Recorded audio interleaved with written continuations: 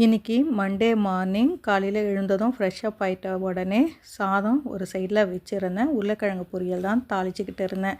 எப்போவுமே காலையில் நான் 5:30 மணிக்கு எழுந்த உடனே ஃபஸ்ட்டு ஃப்ரெஷ்ஷப் ஆகிட்டு ப்ரேயர்லாம் முடிச்சுட்டு சமைக்க வரும்பொழுது என் ஃபோனில் என்ன பண்ணுவேன், ப்ரேயர் வச்சுருவேன். அந்த ப்ரேயர் பாட்னு போய்கிட்டே இருக்கும். நான் சமைச்சிக்கிட்டே இருப்பேன். அப்போ தான் யாரோ நம்ம கூட இருக்கிற மாதிரியே இருக்கும். அந்த நாளும் எனக்கு கம்ப்ளீட் ஆகும். ஒவ்வொரு நாளும் ஒவ்வொரு பாஸ்டர் ப்ரேயரை வச்சுட்டு நான் சமைப்பேன்.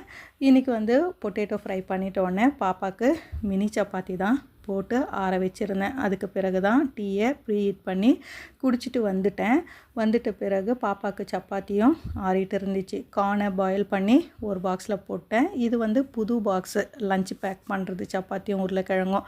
பாப்பா பர்த்டேக்கு அவங்க ஃப்ரெண்ட்ஸ் இங்கே அப்பார்ட்மெண்ட்டில் இருக்காங்க, அவங்க வாங்கி கொடுத்த பாக்ஸ். இன்றைக்கி நான் இந்த பாக்ஸில் தான் கொண்டு போகணுன்னு பாப்பா சொன்னேன். அதனால் புது பாக்ஸில் பேக் பண்ணி பாப்பாவை கொண்டு போய் ஸ்கூலில் விட்டுட்டு வந்தேன். ஊர்லேருந்து கொண்டு வந்த ராகி சேமியா இன்னையோட காலியாகிடுச்சு. பிரேக்ஃபாஸ்ட்டை சாப்பிட்டு முடித்ததும் வீடெல்லாம் பெருக்கிட்டு பாத்திரத்தை வாஷ் பண்ணி காய வச்சுட்டேன். துணி கொஞ்சம் இருந்துச்சு, அந்த துணியும் துவைச்சி போட்டு என் ஹஸ்பண்டுக்கு சப்பாத்தி மட்டும் போட்டேன். ஆனால் என் ஹஸ்பண்டு ஒர்க் ஃப்ரம் ஹோம் பார்க்க போகிறேன்னாரு. அப்படியே பேக்கிங்கோட வச்சு